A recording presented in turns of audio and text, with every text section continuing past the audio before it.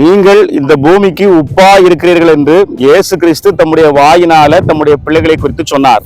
உப்பில்லாத பண்டம் குப்பையிலே.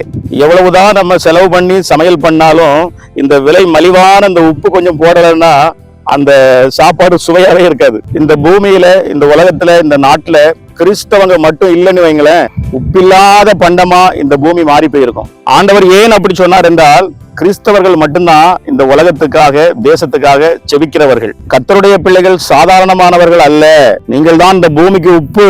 கர்த்தரை தனக்கு தெய்வமாக கொண்ட ஜனம் பாக்கியம் உள்ளது.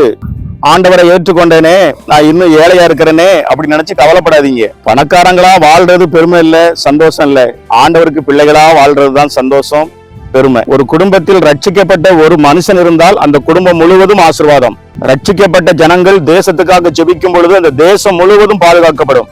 ஒரு தேசத்துல ரட்சிக்கப்பட்ட ஒரு மனுஷன் நிமித்தம் அந்த தேசம் செழிப்பாகும். ஆண்டவரை ஏற்றுக்கொண்ட நீங்கள் சாதாரணமானவர்கள் அல்ல. நீங்கள் தான் இந்த பூமிக்கே உப்பு.